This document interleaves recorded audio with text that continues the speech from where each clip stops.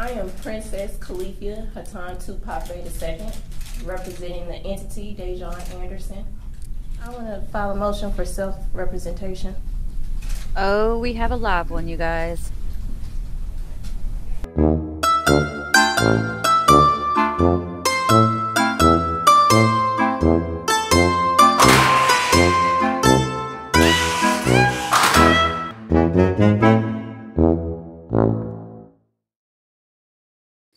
You know, if what this woman had done wasn't so tragic, we could actually have a lot of fun with this one. But unfortunately, the victim is her 5-year-old son, or was her 5-year-old son. She's accused of homicide and putting his body in a suitcase in southern Indiana. She's made a whole lot of bizarre comments, which some of them we're going to watch here today, because she was in court for her hearing.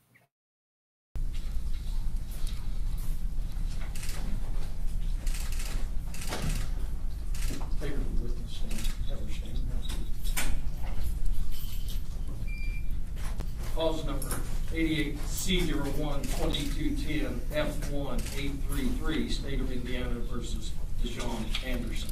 Ms. Anderson, for the record, would you state your full name, please? Yes, I am Princess Califia Hatan Tupape II, representing the entity Dejaune Anderson. You're known as Dejaune Anderson? I'm representing the entity as Dejaune Anderson. Your date of birth? My date of birth is February 2nd, 1961. That would make you how old? That would make me 63 years old. And the last 4 digits, your Social Security number? I do not have a Social Security number. I have a declaration of nationality underneath the Washita Moors of the Indigenous People of the United Nations, Chapter 21593. What's your address? My address is... Her facial expressions, the way she reacts when the judges talk, I mean, and she truly does believe that she's acting as a sovereign, but she truly believes she's some kind of entity that's like 60-something years old. However, she's only 38 years old. So keep that in mind, because when she tells you what her date of birth is, it's incorrect. Are you under the influence of any drugs, including alcohol, today? No, I'm not. You read and understand the English language? Yes, I do. If I say something you don't understand, will you let me know? I will most definitely will. Ms. Anderson.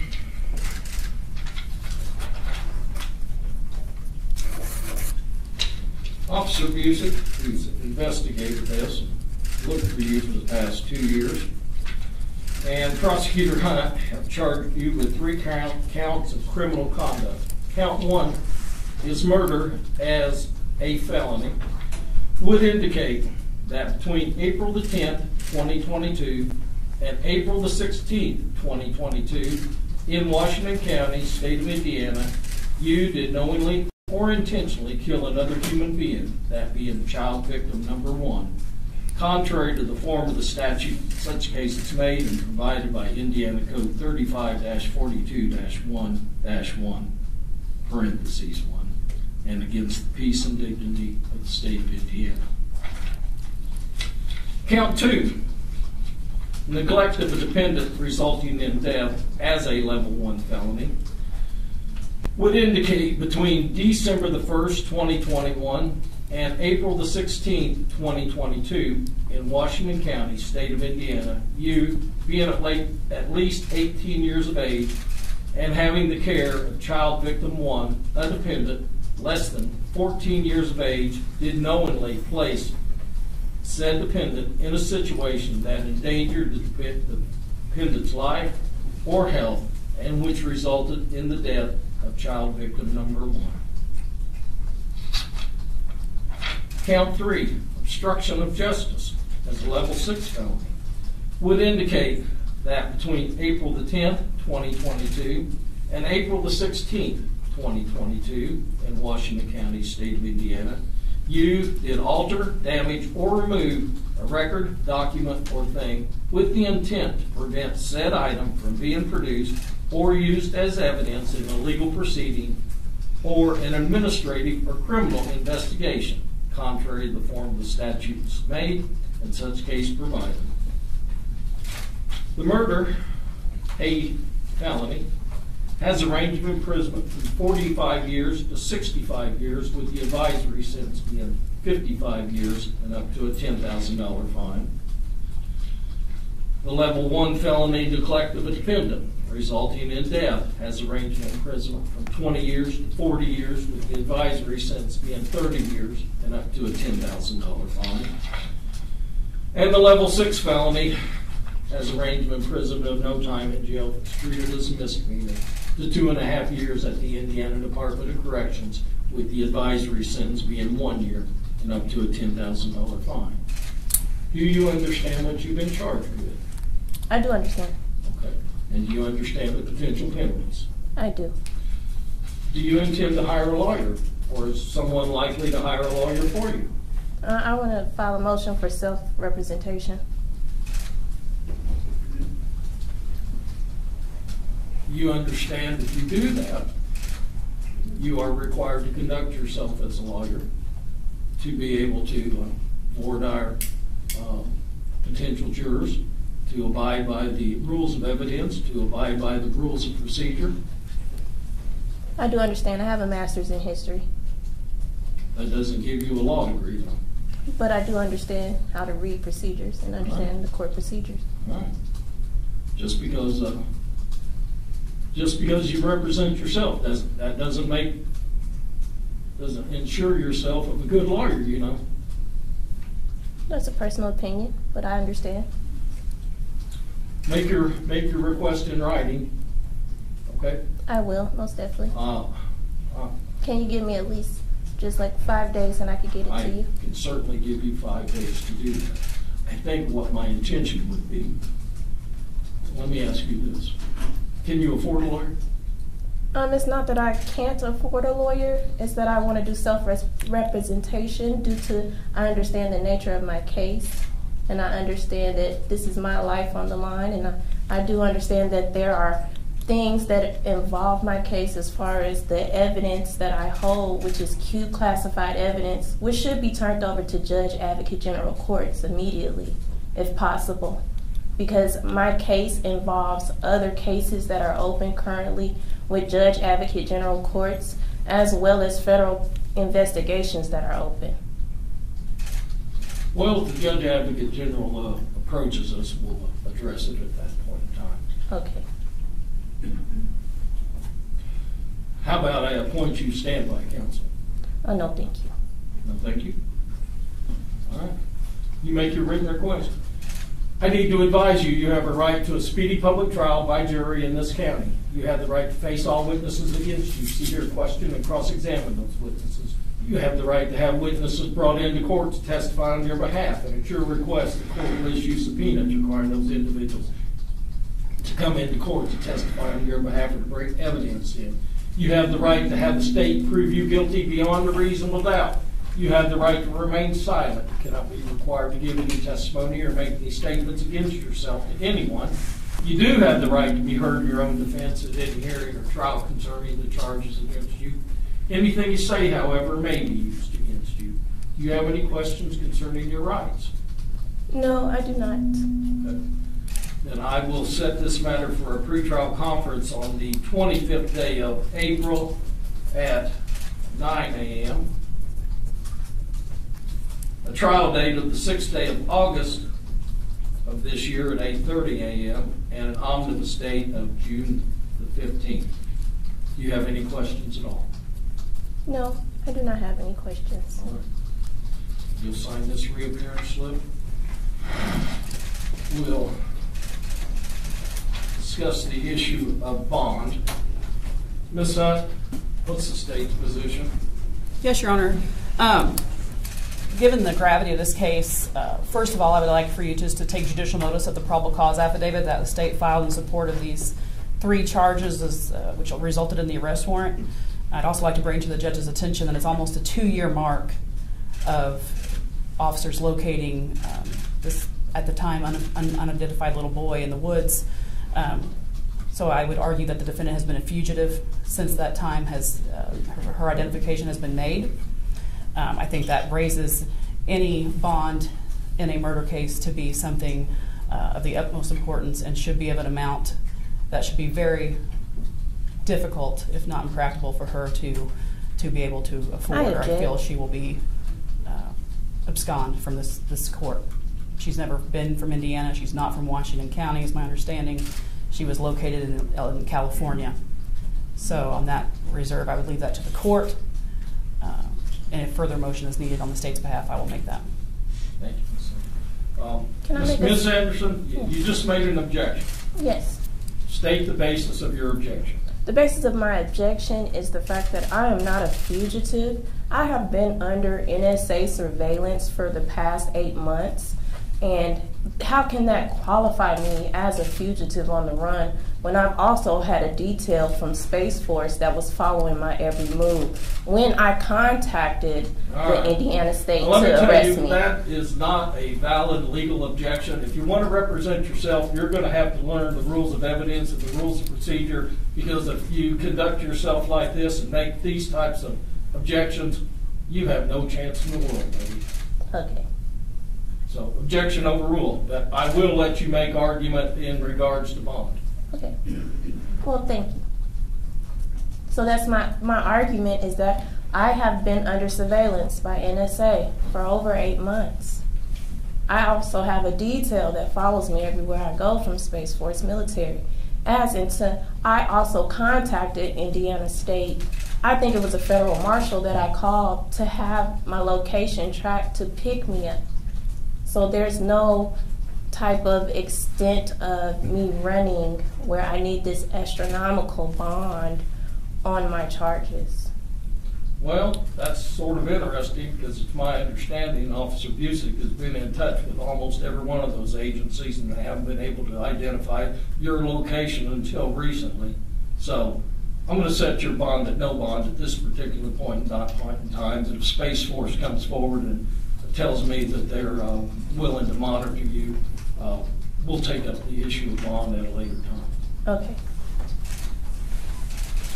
Anything else? No, Your Honor. All right, we'll be off record at 1:44. You can, she's remanded to the custody of the Washington County Sheriff's Department. Thank you, Judge. Thank you. You're welcome.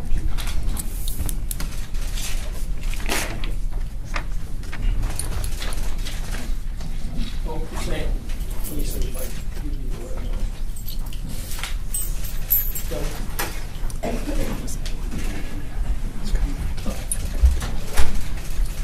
Yeah, those are those. Mm-hmm.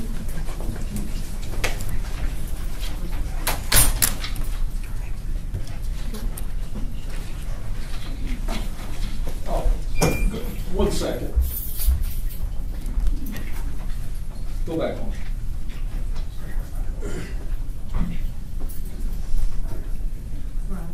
All right. Based upon what I've just heard, I'm going to ask someone from the Public Defender Office to be assigned to represent Ms. Anderson. If she files a written request and demonstrates that she has the ability to understand and comprehend and represent herself, I may ask them to withdraw or no longer require their services, but I think it's appropriate that someone from the Public Defender Office be assigned at this particular point in time. If private counsel is hired, they can withdraw. We'll be off record. Thank you.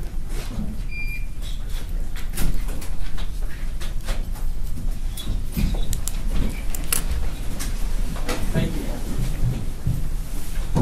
On March 15th, the Indiana State Police said that Anderson was arrested in Arcadia, California, outside Los Angeles on a murder warrant.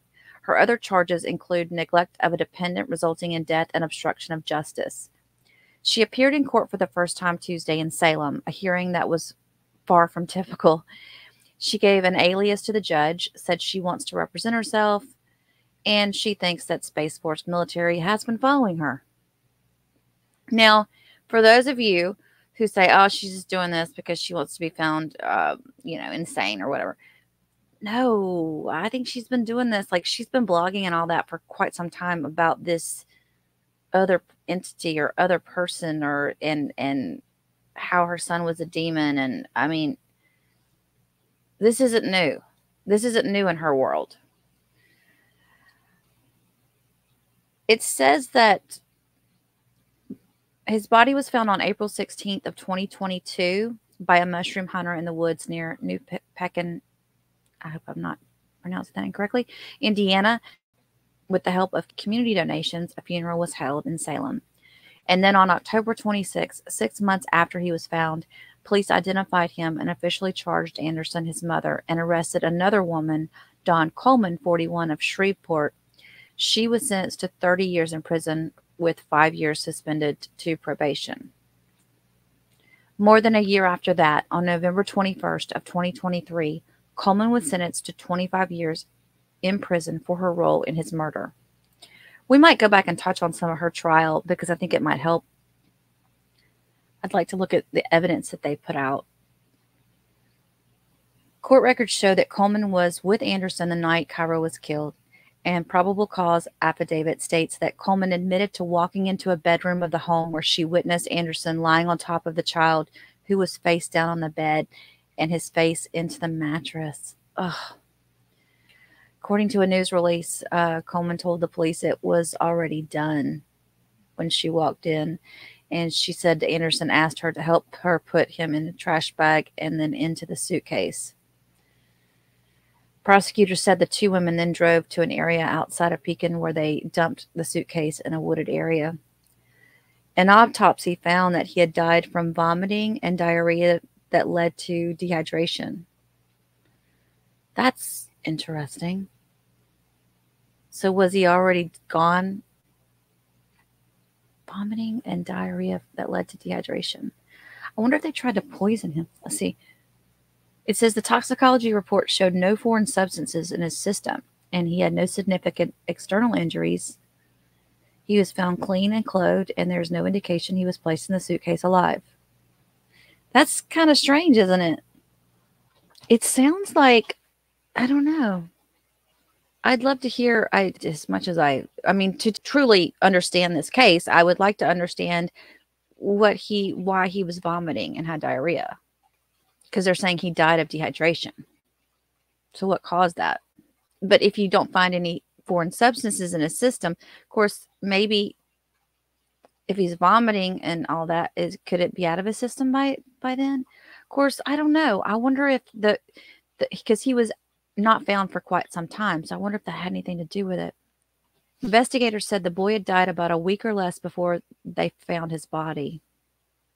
The timeline of the events are that on April 16th, police said a man who was mushroom hunting found the body of a boy in a wooded, secluded area in Washington County that evening, about 80 feet off a rural road near New Pekin, Indiana. Y'all hear Frankie bouncing around in the background? I swear he does not start doing this until I get online, and then he starts pacing. It's the craziest thing. Animals, I love my babies, but they're just, I don't know. Okay, April 17th, police released information in the case and asked for help identifying the child or his parents. April 18th, ISP announced a dedicated tip line for information. April 19th, police released that the 5-year-old boy's body was found inside a suitcase, hoping someone would recognize it. The suitcase was in good condition with Las Vegas logos wrapped around it. Yeah, it was like you couldn't miss it. Let me see if I have a picture of it somewhere. I'll show y'all. People, let's see, then on April the 24th, so this is 5 days later, people living in New Pekin came together for a vigil to show their support, hoping and praying his case would be solved. There was something about the mushroom salesman helped with his burial, I believe. Mushroom salesman, mushroom hunter. Okay, so then on May 28th, police said that the child died from an electrolyte imbalance. Electrolyte imbalance, most likely due to vomiting and diarrhea, leading to dehydration. Police said he was found clean and clothed, and there was no indication he was placed in the suitcase alive.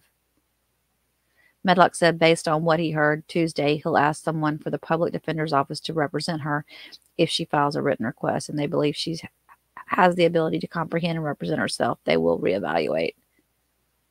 So she's expected to be back in court in late April. I want to look something up here. And my source today is WDRB.com. Let me share this screen with you guys.